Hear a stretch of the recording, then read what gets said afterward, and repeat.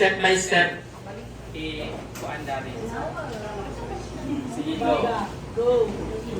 Pang pinakauna, asa na bumagwa sa left sa right na bukton.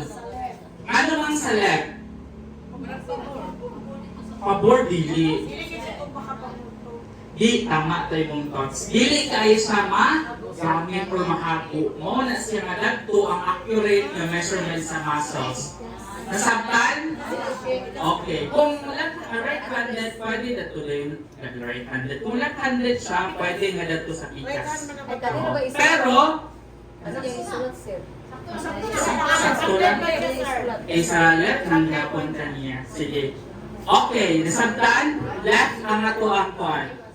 Pinakaunang nga himuon, kaya i-detect kung asa ang point sa ibabaw. Sige. Ilihok-lihok, pwede nga i-90 degrees imo ni siya. Pwede na mo. Okay, nakita na ang point. Ibutang ang imuhang katang na arrow. Muna ang 0. Kani, sige go. Dayon, ipa-90 degrees kaya pang siya. Na, pangitaan dali ang pinaka-hait. Sige. Iyak dong.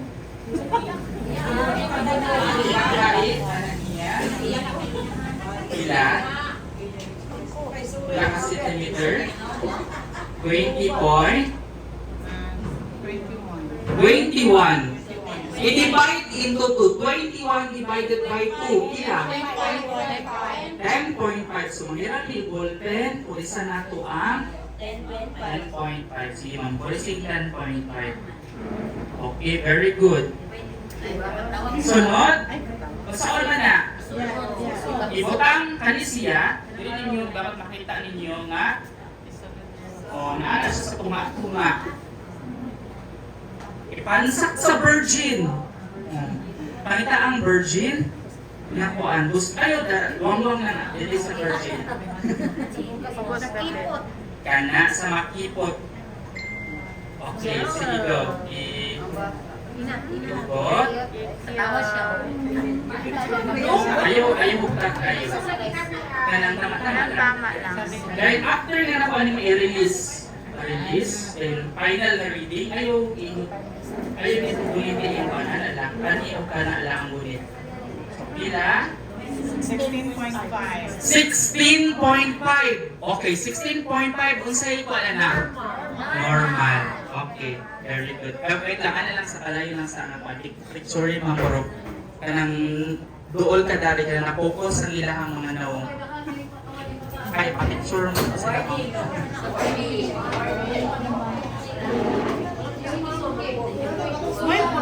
sorry mga kurok. Pang ano ni mo na sa... Okay na? Okay, thank you ma'am. Sige. Thank you. Ikaw na po lang sunod ko na nabuti. Wala tayo na imata. Sige ma'am, next na siya. Next na sa slides. Okay. Edema testing. Kani, how to perform edema testing. Edema daw is the large amount of fluid gathers in a tissue that looks like swollen or puffed up. Kanang kupong. Kung saan na natuang kuhan himuon or dahil ang mga bata na na-signs sa kanang kuhan, kanang pangkupong, tinatawag sila nga, kung saan man, marasilos kwashiorkor.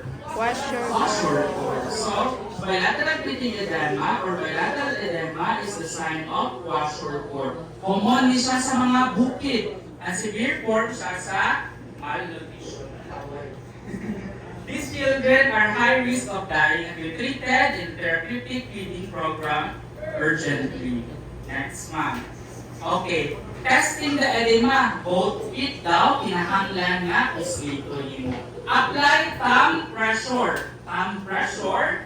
Dayon, at least pila ka seconds? 3 seconds. If a shallow prick persists on a both feet record, plus 1. Edema. Then edema on both feet are called bilateral and is nutritional edema. Labi na sa mga bata. Okay, next. Kani, mo na kung giingon sa inyo ha. Okay na. Plus 1, kung both feet Nilubong kung nilubong, 3 seconds na ang pressure. Last 2, kung nilubong ko dahil ang baktak o mga kamot. Class 3 combo, kanan di sa apilyahan, lawong. Class 3 edema. Okay. Mag-perform na po taan ni Ali, ma'am. Balik na po mong suki na siya. Okay. Sige. Karon, ang question, kinsa ang pinakadato nga BNS mo?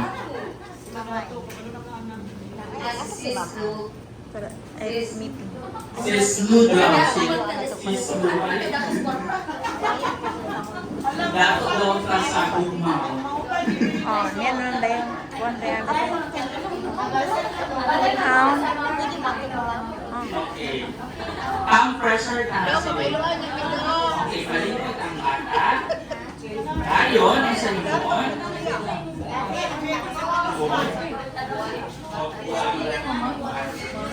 Murder ka na mo kayo, imuhan ko antong. Sige. Pila ka seconds ang pagkuan press? 3 seconds. Go. Press. Release. 1, 2, 3. Release. Oy, wala. Naglubong. Very good.